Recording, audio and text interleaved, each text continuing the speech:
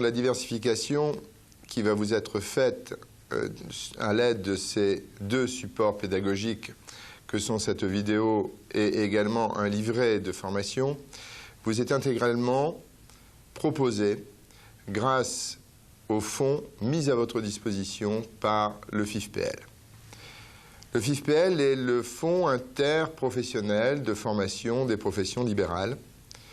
Il est administré par un ensemble de représentants de vos syndicats professionnels. Ils forment ensemble un conseil de gestion qui gère la collecte qui est faite auprès de chacun d'entre vous chaque année par les URSSAF. Je vous rappelle que cette collecte est à hauteur du reste de environ 260 francs. Il est à signaler ici cette importance que l'enveloppe qui est mise ici à votre disposition l'est en dehors de l'enveloppe propre gérée par la profession de masseur-kinésithérapeute. À l'intérieur du FIFPL, 4 sections ont été créées. La section cadre de vie, avec notamment les architectes. La section droit, avec les avocats, huissiers, notaires. La section technique, qui regroupe les assureurs, les experts comptables. Et enfin, la section santé, que j'ai le plaisir d'animer, et qui regroupe l'ensemble des professions de santé, exception faite des médecins, qui ont leur propre fonds de gestion. Ceci étant, il y a une année, lorsque le choix d'une formation collective nouvelle devait être fait, c'est en tant que représentant du SNMKR que j'ai immédiatement proposé à ce que le thème de la diversification soit retenu. En effet, devant la paupérisation de nos cabinets, devant la perte progressive mais constante de nos libertés d'agir, il fallait et il devenait important de vous informer, mais surtout de vous former à cette autre kinésithérapie non conventionnée, indépendante de toute institution que je qualifierais bien souvent d'antilibérale, et indépendante aussi de toute compromission. Certes, ce n'est pas forcément la kinésithérapie que vous aviez initialement choisie, mais elle a elle aussi ses lettres de noblesse. À un moment où certains tentent de récupérer la rééducation et tentent de récupérer également les résultats de nombreuses années de recherche qu'ont effectué de nombreux confrères au cours de ces dernières années, cherchant à élever par là votre profession et notre art. Tout ceci pour vous dire combien le travail qui va vous être livré est d'extrême importance pour vous aider non seulement à continuer à exploiter votre cabinet, mais surtout pour continuer à lui donner de l'expansion en utilisant toutes les facettes de notre profession. J'en terminerai en stipulant que cette contribution a été faite sous l'égide de l'ONREC, Office national de recherche, d'enseignement et d'évaluation en kinésithérapie. Je vous souhaite bon travail à tous.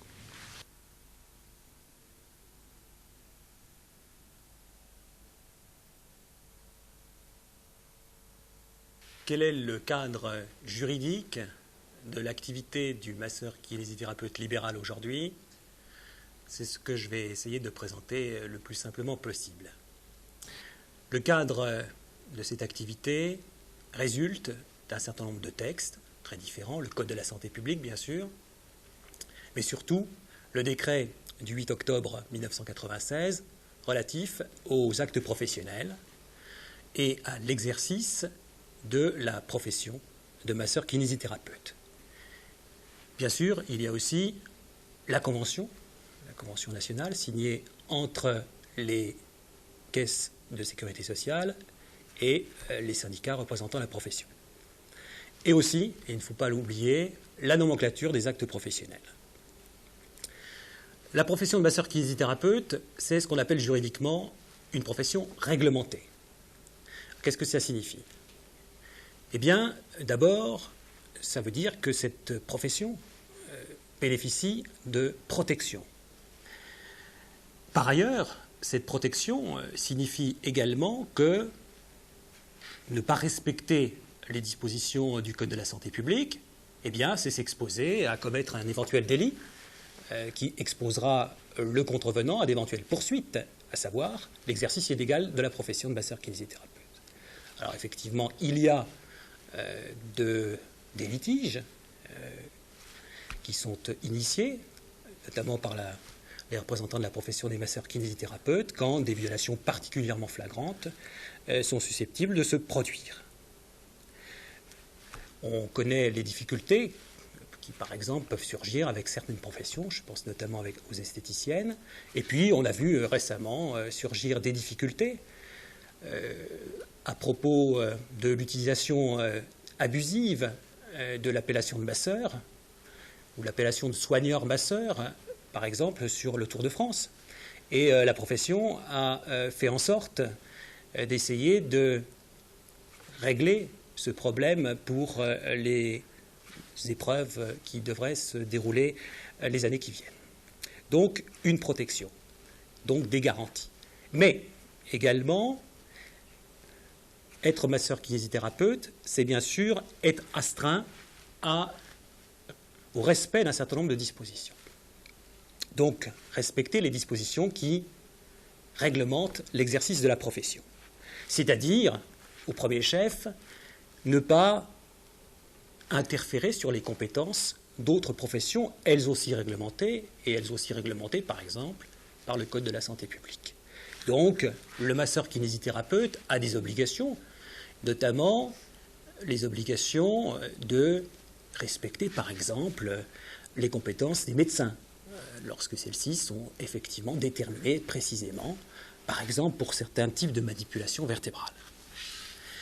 Il s'agit donc de savoir et de faire un peu le tri des compétences qui sont exercées spécifiquement par les masseurs-kinésithérapeutes. Alors, elles sont définies de façon précise, dorénavant, par le texte réglementaire adopté donc en 1996.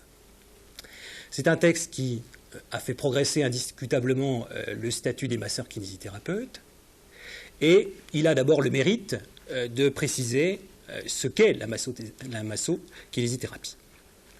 Alors, le massage, qui est l'activité première, si j'ose dire, la plus ancienne du masseur-kinésithérapeute, y est défini de façon claire comme étant toute manœuvre externe réalisée sur les tissus, avec ou sans l'aide de produits, qui comporte une mobilisation ou une stimulation méthodique, mécanique, réflexe de ces tissus, et ce, sous toutes ses formes.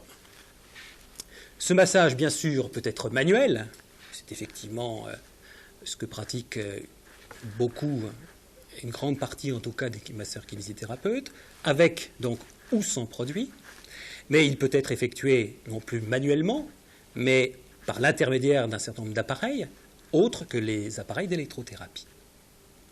Quelles sont les finalités? Les finalités, notamment du massage. Eh bien, et c'est en cela que le décret constitue sans doute un progrès du droit, il clairement précise que ce massage peut avoir une double finalité. D'abord, une première finalité qui est la finalité que l'on connaît, à savoir thérapeutique. Mais il précise aussi que le massage peut avoir une finalité non thérapeutique, c'est-à-dire, par exemple, être effectué dans un but de confort ou pour améliorer le bien-être, effectivement, d'un patient. Donc le rôle du masseur-kinésithérapeute, et c'est très important, n'est pas limité au seul aspect thérapeutique. Donc le masseur qui effectue des actes sur prescription médicale. Et surtout, l'activité du masseur-kinésithérapeute comprend toute une série d'actes, toute une série d'activités possibles, et notamment l'utilisation de toutes les techniques, bien sûr, de massage, que ce soit dans un but préventif, c'est ce terme qu'utilise maintenant le décret 1996, ou bien aussi dans un but de maintien de la forme. Le décret dit, un peu rapidement, de compétences, mais c'est effectivement l'intérêt de ce décret, évoque effectivement le fait que le masseur-kinésithérapeute peut notamment exercer son activité à des fins de rééducation. Je crois qu'il est important de souligner, c'est l'adjectif « notamment », ce qui effectivement laisse le champ à d'autres possibilités d'intervention et non pas seulement l'activité rééducation. Le texte de 1996, d'ailleurs, évoque la possibilité de réaliser des actes qui ont pour but tout autant de prévenir l'altération des capacités fonctionnelles, mais aussi de concourir à leur maintien lorsque ces fonctions sont altérées, ou encore de les rétablir, ces fonctions, ou encore d'y suppléer.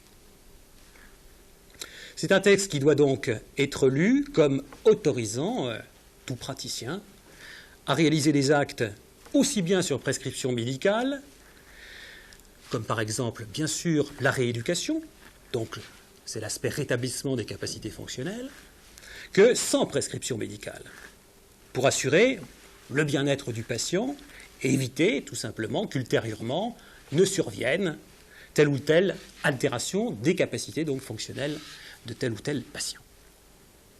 Pour ce qui concerne le volet rééducation, sur prescription médicale, la palette des traitements auxquels peut participer le masseur-kinésithérapeute est extrêmement large. D'abord, le masseur-kinésithérapeute peut participer à la rééducation d'un système ou d'un appareil. Le texte en donne une énumération très précise, à savoir la rééducation orthopédique, d'abord, ensuite la rééducation neurologique, la rééducation des affections traumatiques ou non de l'appareil locomoteur. Et puis aussi la rééducation respiratoire. Alors sur ce point, il faut introduire certaines nuances. D'abord, à condition qu'un médecin puisse intervenir, le masseur-kinésithérapeute a la possibilité de participer à des aspirations trachéales chez un malade trachéotomisé ou intubé. Au cours de la rééducation, il a même la possibilité de pratiquer des aspirations rhinopharyngées.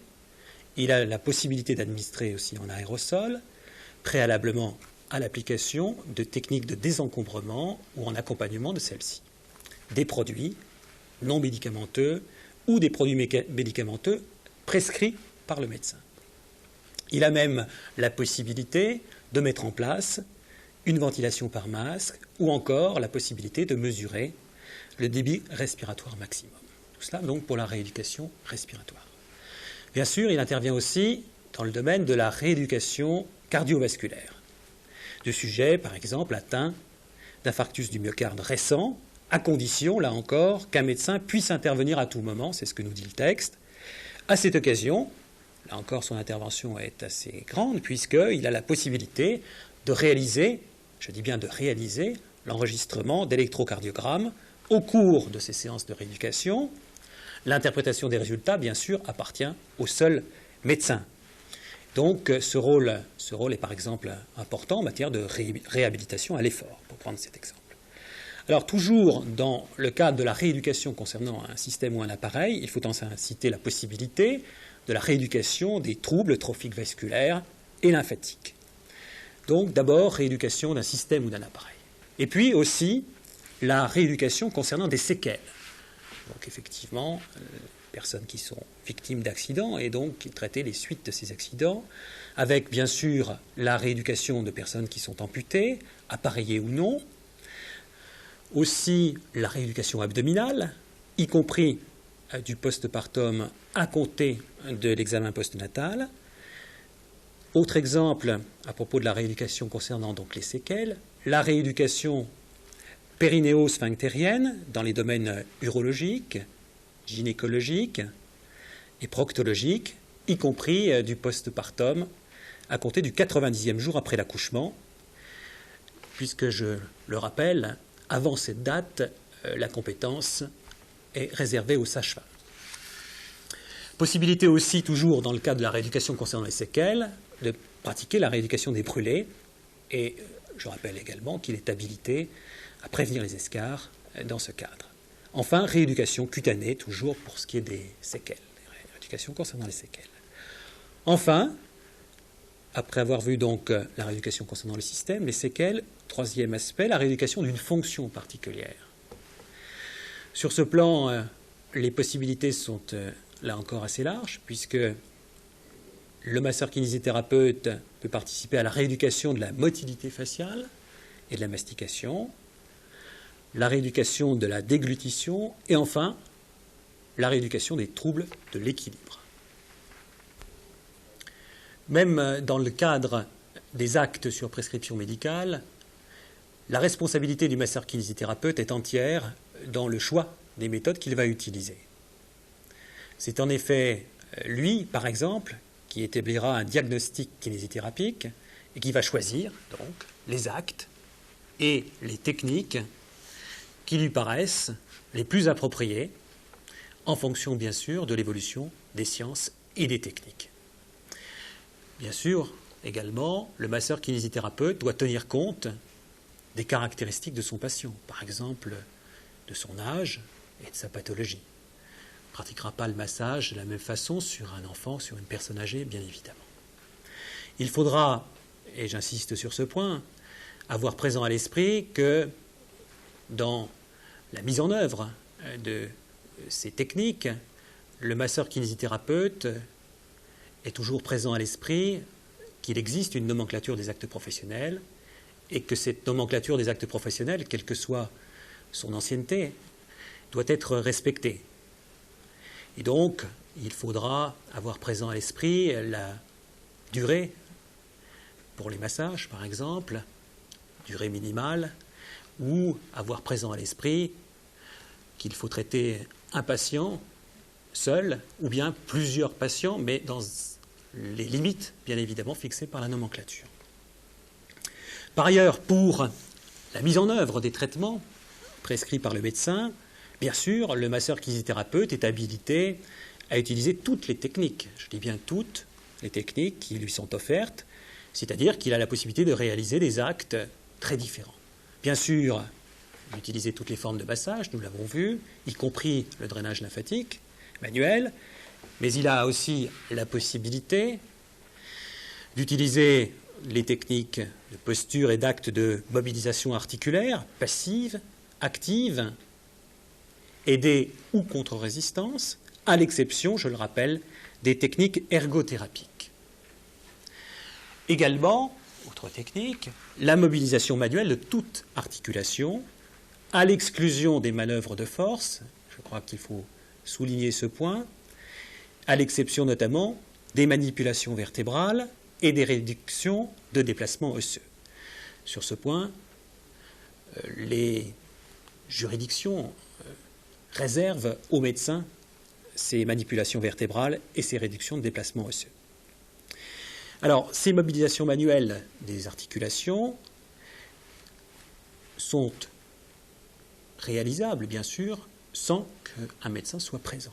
En revanche, si un médecin est présent, en tout cas peut intervenir à tout moment, le masseur-kinésithérapeute a aussi la possibilité de réaliser des élongations vertébrales par traction mécanique, et ça, il peut le faire manuellement ou bien par l'intermédiaire d'appareils.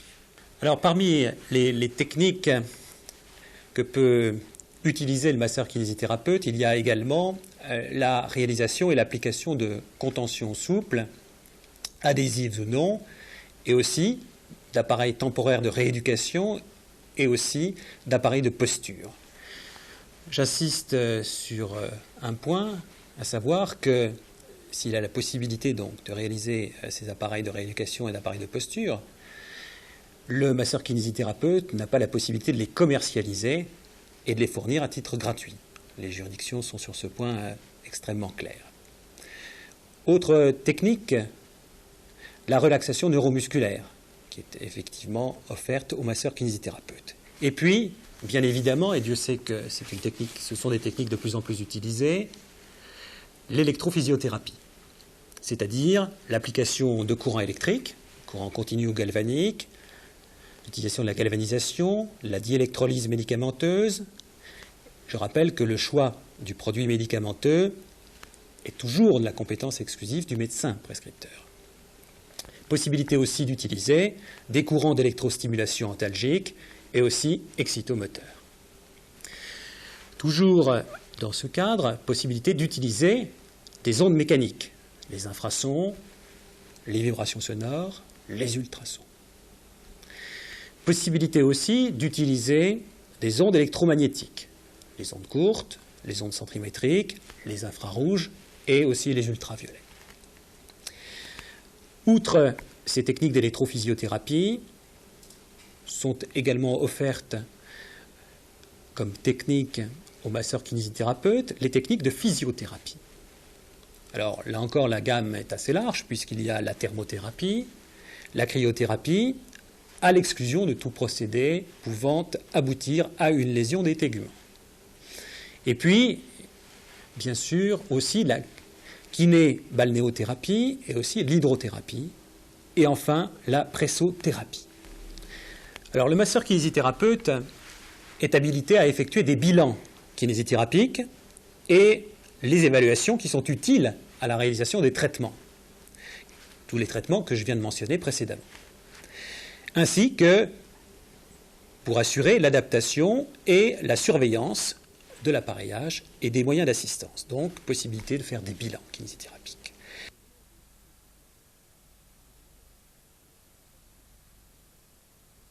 Relève aussi, et c'est un point très important, de la compétence du masseur-kinésithérapeute, la gymnastique médicale. Alors, sur ce point, le décret de 1996 l'a définit, cette gymnastique médicale, comme la réalisation et la surveillance des actes à visée de rééducation neuromusculaire, rééducation corrective ou compensatrice, effectués, et ce point doit être souligné, dans un but thérapeutique ou préventif, afin d'éviter la survenue ou l'aggravation d'une affection. Le masseur-kinésithérapeute utilise, à cette fin, des postures et des actes de mobilisation articulaire, passive, active aidée ou contre-résistance, à l'exception des techniques ergothérapiques.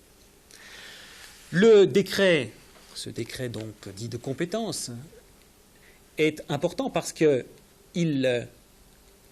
précise, ce qui était autrefois latent et un peu flou, il précise, lui, que les masseurs-kinésithérapeutes peuvent pratiquer diverses formes de gymnastique, puisqu'on retrouve, là encore, le double aspect que j'ai évoqué tout au début de cette présentation, à savoir l'aspect thérapeutique, d'une part, et d'autre part, l'aspect préventif, ou l'aspect, effectivement, confort, bien-être.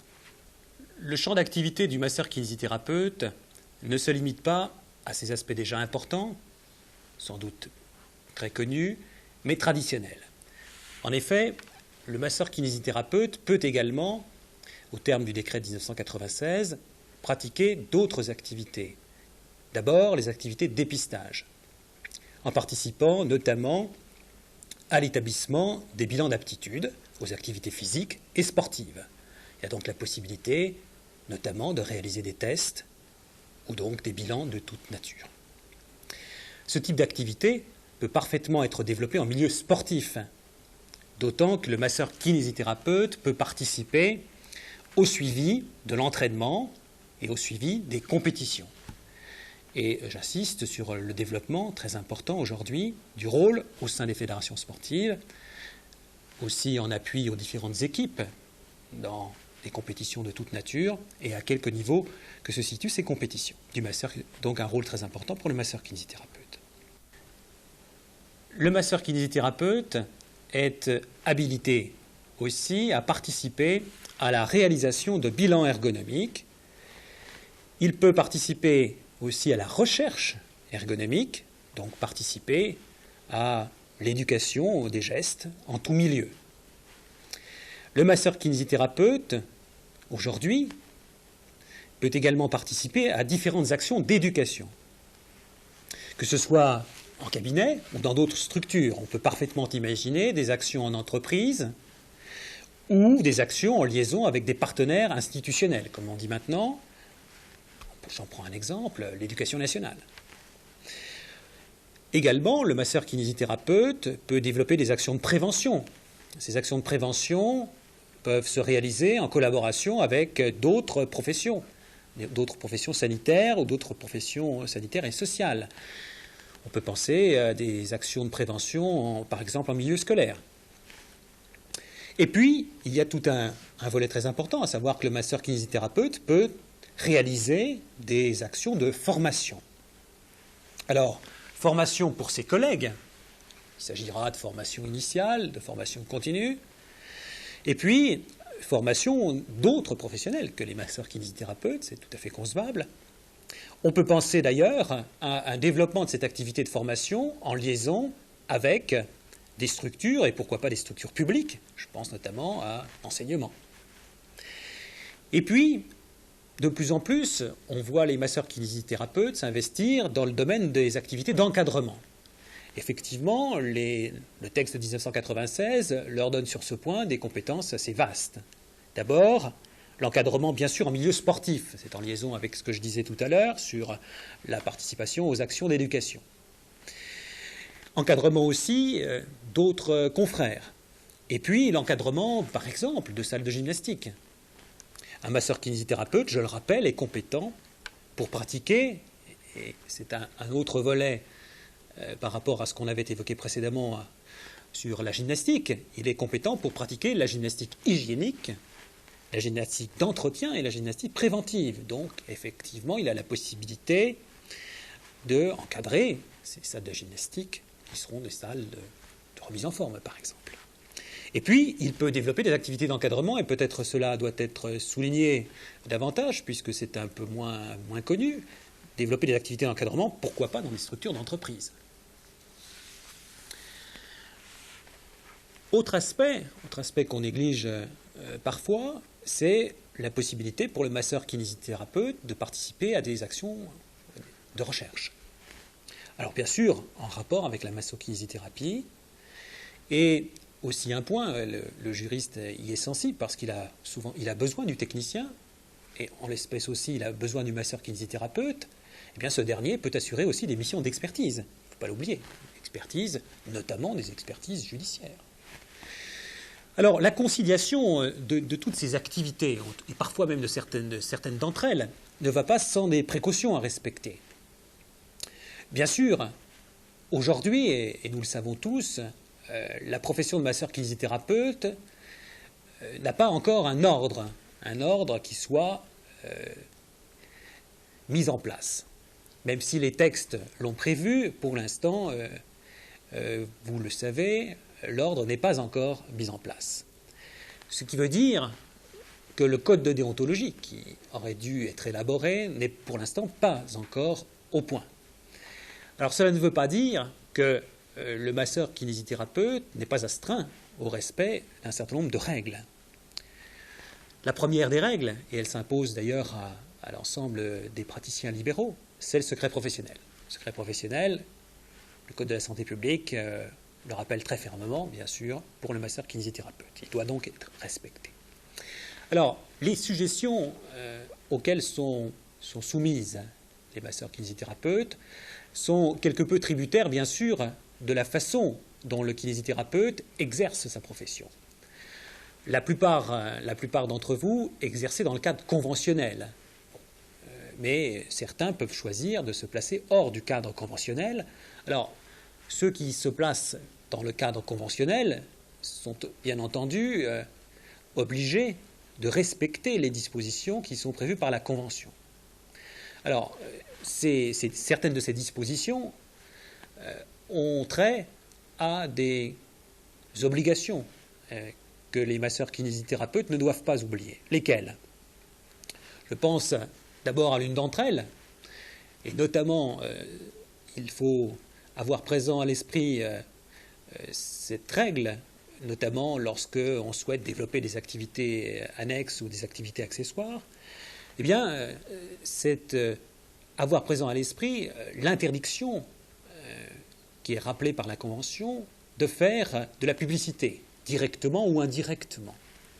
Et la Convention, signée donc avec les caisses nationales, cette Convention prévoit, je vous le rappelle, qu'il est interdit d'utiliser tout procédé visant par son contenu, sa forme, sa répétition, à attirer la clientèle soit vers un cabinet, soit vers une société, soit vers un établissement de soins donné. Et d'ailleurs, le souci aussi de la déontologie confraternelle, s'ajoute effectivement au respect de cette interdiction de la publicité. Ce qui d'ailleurs doit conduire le masseur-kinésithérapeute à faire attention à ne pas développer des placards publicitaires, bien évidemment, et aussi à respecter, même quand il pose sa plaque, ses obligations légales. C'est-à-dire qu'il ne peut pas inscrire, par exemple, une compétence qui n'est pas la sienne, ou effectivement faire état de spécialités qui n'en sont pas.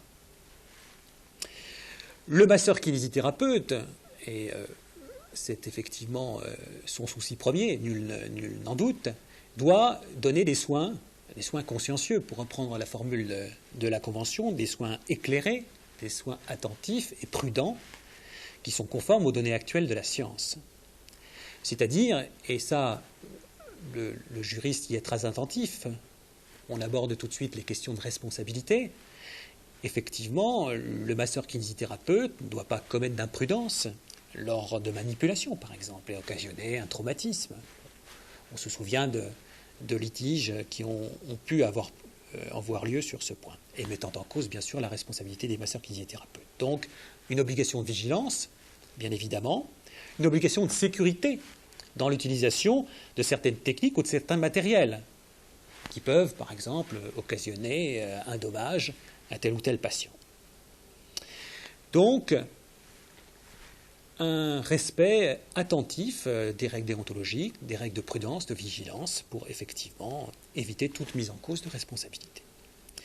Si un praticien souhaite s'investir, notamment dans les domaines nouveaux que nous avons vus tout à l'heure, la remise en forme, par exemple, il doit avoir présent à l'esprit aussi qu'il se situe dans un cadre juridique peut-être différent, c'est-à-dire qu'on débouche sur l'exercice d'activités qui sont des activités commerciales. Et à ce moment-là, il faut qu'il ait présent à l'esprit le fait que ces activités, si ces activités commerciales, il souhaite les avoir, ces activités doivent être développées dans un cadre particulier qui sera différent de celui où s'exercent ces activités à titre libéral. C'est un point important, les deux activités doivent être indépendantes, en tout cas s'exercer dans des locaux qui sont différents. Et, par exemple, s'il veut vendre un certain nombre de produits, théoriquement, cette vente ne doit pas s'effectuer dans les mêmes locaux que là où l'exercice libéral a lieu. Ça m'amène d'ailleurs à évoquer une question qui est une question qui a été parfois assez controversée, celle de la fiscalité des masseurs-kinésithérapeutes.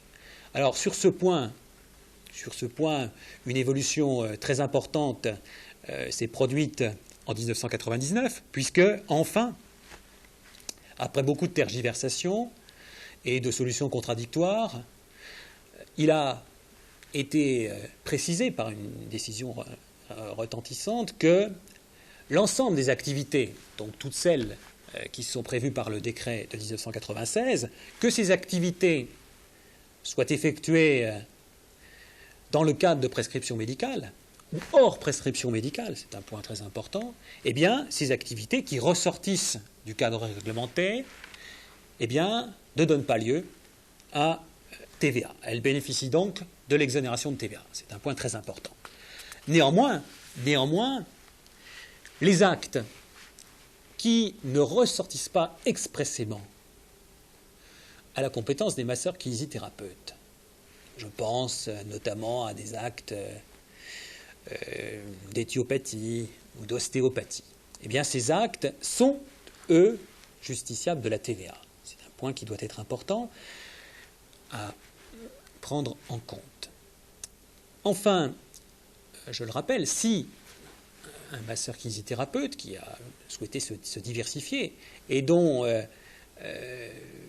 le chiffre d'affaires comporte une part plus importante d'activité commerciale, il doit effectivement avoir présent à l'esprit qu'il risque de se placer dans un régime qui est le régime des bénéfices industriels et commerciaux et non plus dans le régime des bénéfices non commerciaux.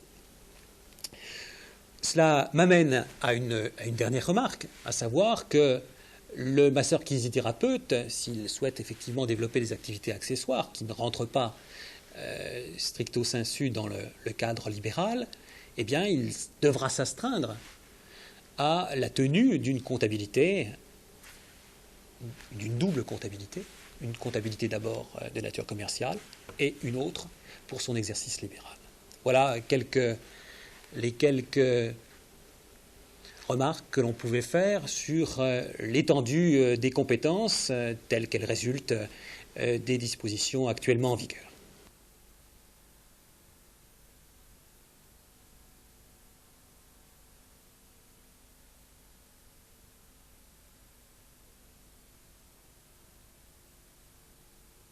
Bonjour, nous avons le plaisir aujourd'hui de recevoir Annabelle Ferrière, une jeune consoeur intéressée par les problèmes de diversification, plus particulièrement par les problèmes pratiques que pose la diversification, et elle est venue nous poser quelques questions. Alors Annabelle, je vous passe la parole.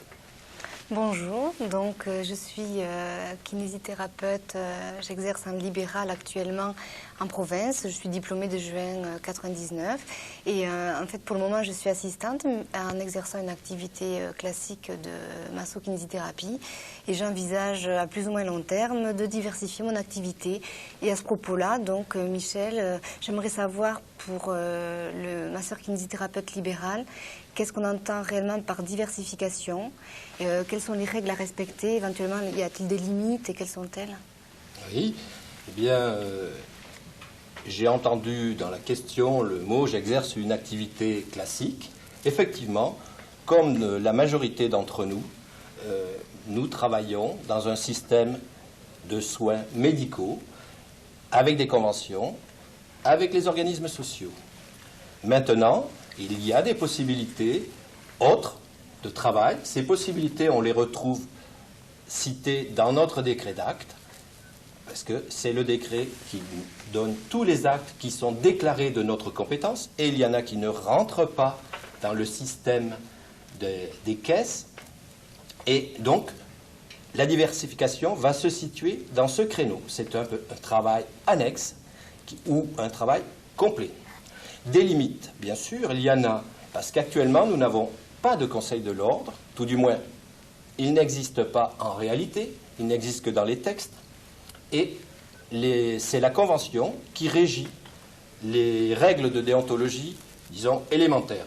Et celles qui vont nous gêner, ou qui vont gêner le confrère qui voudra faire de la diversification parallèlement à son activité de kinésithérapeute praticien conventionné, eh bien ce sont les règles visant la publicité et celles visant l'aspect commercial. Alors je vous rappellerai quand même que dans la Convention, ces règles, on les retrouve dans le titre 2, l'article 8, le paragraphe 1, et qu'en ce qui concerne la publicité, il y a une définition très stricte. Cette définition, elle déclare que la publicité s'entend de tout moyen, direct ou indirect, visant à attirer la clientèle vers un cabinet, une société ou un établissement de soins déterminé. Quant à l'aspect commercial, eh bien, il est mentionné que nous n'avons absolument pas le droit d'exercer notre activité conventionnée dans des locaux commerciaux ou en communication avec des locaux commerciaux. Voilà, j'espère avoir répondu. Donc, pour continuer justement, quelles sont nos possibilités finalement d'exercice niveau local? Ah bien, les possibilités d'exercice, elles sont, j'allais dire, énormes. Nous pouvons travailler déjà comme nous le faisons, c'est-à-dire en kinésithérapeute conventionné dans le système médical, mais nous pouvons parallèlement, toujours dans ce même cabinet dit conventionné, débuter une activité que j'appellerai secondaire, qui est une activité de diversification visant le domaine non médical, bien sûr. Nous pouvons aussi carrément alors faire le bon et avoir une autre entité, un autre cabinet non conventionné dans lequel nous allons exercer des actes à visée diversification, à visée soins corporels, etc. Est-ce que c'est clair pour vous? Très bien, oui. Je vous adresse la parole maintenant, Dominique. Où peut-on exercer notre activité de diversification? Michel Roux a parlé de l'impossibilité d'exercer dans le cadre d'un local commercial. Il est important de savoir tout d'abord que c'est le professionnel qui définit la qualité du local et non pas le bailleur. C'est l'usage qu'en fait le professionnel qui précise si ce local est à usage commercial ou pas. Ceci veut dire que nous avons vu exercer, y compris des professionnels avec des ordres, les médecins par exemple, dans le cadre de centres commerciaux. Mais le local dans lequel ils exerçaient était un local commercial. Un local est commercial parce que le bail est commercial. Mais un professionnel de santé ne peut pas exercer dans le cadre conventionné ou dans le cadre non conventionné avec un bail commercial. C'est la loi qui le définit. C'est une loi de 86 qui a été reprise en 1989 qui précise deux choses. Premièrement, que le bail doit être obligatoirement établi par écrit pour une durée minimale de 6 ans et que c'est obligatoirement un bail professionnel. Le bail peut être renouvelé par tacite reconduction, sauf décision du propriétaire, dans les 6 mois avant la fin du bail. Le locataire, par contre, peut, lui, décider d'abandonner ce bail en avertissant le propriétaire dans les 6 mois par avance, et ce, n'importe quand. Il est utile de se souvenir que l'on ne peut pas choisir n'importe quel local pour exercer. L'article 631.7 du Code de la construction limite les possibilités de transformation d'un local d'habitation en local professionnel. Il faut donc vous renseigner d'abord auprès de la mairie ou de la préfecture dans les villes de plus de 100 000 habitants ou dans les grandes agglomérations, en particulier en région parisienne, et faire attention de ne pas prendre un bail qui vous liera alors que vous n'aurez pas le droit d'exercer. En plus, il faut se souvenir que l'autorisation d'exercer est strictement réservée à soi-même et ne peut être transmissible. Il faut l'autorisation de transmettre. Je pense que j'ai fait là le tour des possibilités, des lieux d'exercice de la profession. Alors d'autre part, maintenant on va changer un petit peu de sujet. J'ai entendu parler de la TVA sur les actes et j'aimerais savoir qu'est-ce qu'il en est exactement. Par exemple, quand un kinésithérapeute souhaite diversifier son activité, est-ce qu'il est assujetti à la TVA? Enfin, comment cela fonctionne exactement? Dans le cadre de la diversification, le kinésithérapeute n'est pas soumis, ou plutôt le kinésithérapeute est toujours soumis, dans le cadre de son exercice professionnel, à la taxe à la valeur ajoutée. Par contre, il est exonéré de par le Code général des impôts et l'article 261, que ce soit pour ses activités de soins ou pour ses activités de diversification, même si ce sont des activités d'enseignement. Pour cela, il suffit que le kinésithérapeute soit payé directement par ses patients, ses élèves, ses clients, et qu'il ne passe donc pas par un intermédiaire. On a parlé beaucoup de TVA pour les actes d'ostéopathie.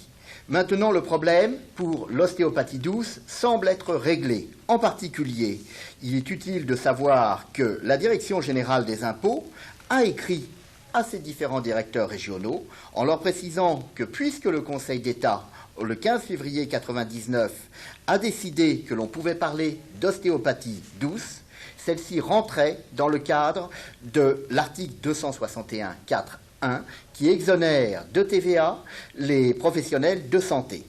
Il vous faudra donc vous défendre si jamais vous avez des soucis avec la direction régionale des impôts de votre département ou de votre région.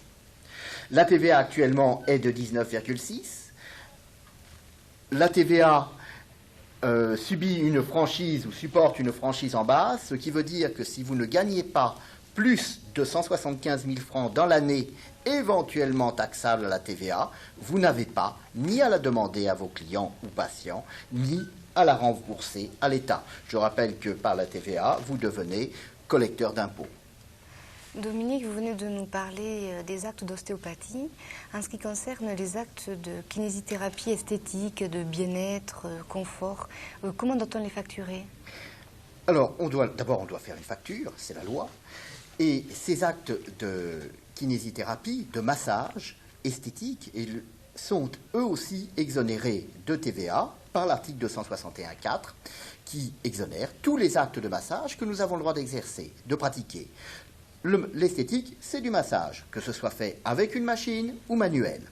Je profite de ceci pour rappeler quand même que les 175 000 francs que je venais d'évoquer comprennent aussi les reversements faits par les assistants. Donc il faut faire attention aussi de ne pas mélanger, ou plutôt il faut faire attention de mélanger tous les revenus qui éventuellement seraient taxables à la TVA. Oui, Dominique, qu'est-ce qu'il en est quand on a un revenu supérieur à 175 000 francs pour ce qui est des actes diversifiés?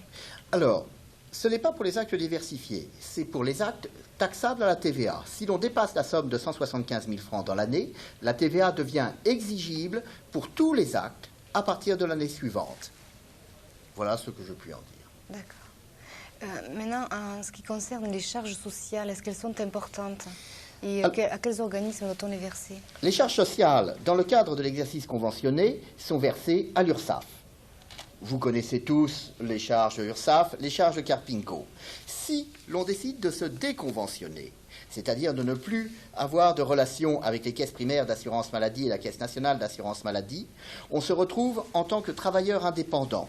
À ce moment-là, les charges sociales viennent tout à fait récemment d'évoluer et, comme toujours, elles ont évolué en augmentant. Elles sont passées de 5,9% à 6,5% à compter du 1er avril 2001, soit une augmentation principalement entre la somme de 170 400 francs jusqu'à la somme de 897 000 francs de revenus.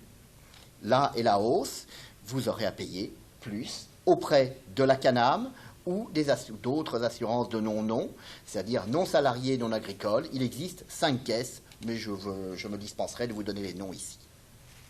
D'accord. Oui, Dominique, en ce qui concerne les charges sociales, pour ce qui est de la diversification, est-ce qu'elles sont facilement abordables à petits frais? À quels organismes doit-on les verser? Qu'en est-il exactement?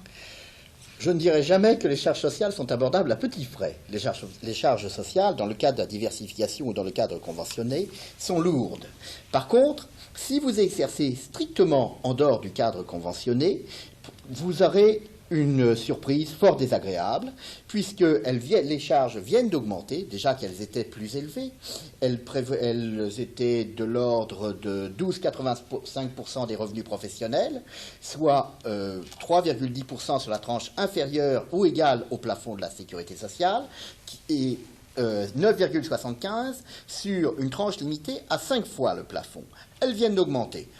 Avant de vous donner les chiffres, je préciserai qu'elles viennent d'augmenter tout simplement parce que les gens qui exercent dans le cadre non conventionné, les artisans, les commerçants, tout ce type de profession libérale, viennent de voir leurs prestations mieux remboursées et remboursées suivant le même régime que les autres.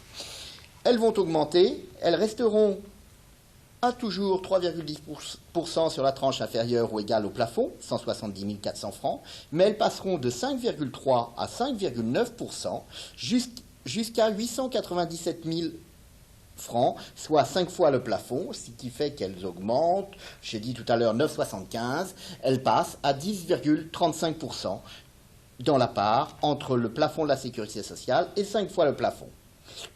Il est important de savoir qu'il faut s'inscrire à une caisse particulière, la CANAM, plus connue sous le terme de non-nom, c'est-à-dire non salarié, non agricole. Il existe 5 caisses dont je vous épargnerai les détails. D'accord, merci Dominique. Mais pourquoi cette différence de charge? Tout simplement parce que la Convention doit quand même apporter un avantage quelconque.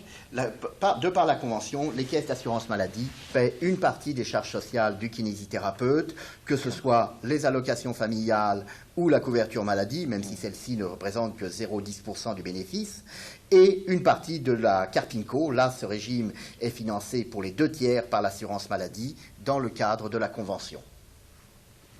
Très bien, Voilà. merci. Michel, est-ce qu'on peut devenir consultant dans les entreprises? Ah, mais absolument. Jusqu'à présent, on a vu un travail conventionné et un travail non conventionné. Dans le cadre de la diversification, on pouvait jouer sur ces 2 modes-là. Mais on peut aussi travailler comme salarié d'une entreprise déjà. On peut être salarié d'une maison de fabricant du matériel et travailler au niveau de l'ergonomie dans cette maison. On peut être consultant, alors là c'est une véritable profession libérale, avoir des actions, on est, comment dirais-je, appelé en consultation, d'où le nom consultant, on est appelé par une société qui cherche toujours, vraisemblablement d'ailleurs dans le domaine de l'ergonomie, qui cherche à avoir nos connaissances pour adapter son matériel, la fabrication de son matériel, à la morphologie des gens. On peut aussi travailler comme salarié dans le domaine sportif. Combien voit-on de kinésithérapeutes, de masseurs kinésithérapeutes travailler sur les terrains? On les voit lors des grands matchs à la télévision. C'est un domaine. On peut travailler pour des grandes enseignes du fitness, qui emploient déjà d'ailleurs des kinésithérapeutes, qui les emploient pour faire des bilans, entre autres choses.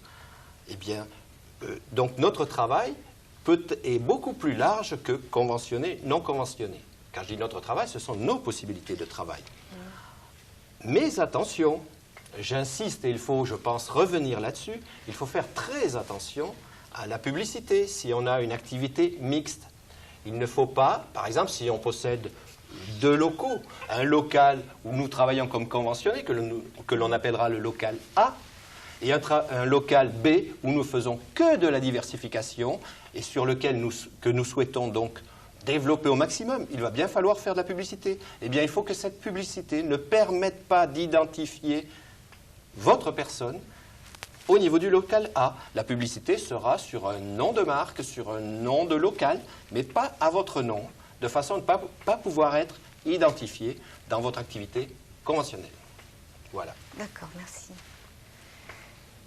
Dominique, je reviens à vous Oui. pour vous demander si on peut proposer des produits dans le cadre de cette activité de diversification. Alors, l'on peut parfaitement proposer des produits liés, et c'est tout à fait autorisé, et légalement autorisé, des produits liés à son activité, que ce soit des chaussures, des coussins, des crèmes, et tout ce que vous voudrez, dans le cadre de votre activité. Ça s'appelle du bénéfice industriel et commercial accessoire, et cela rentrera dans votre revenu de professionnel non commercial.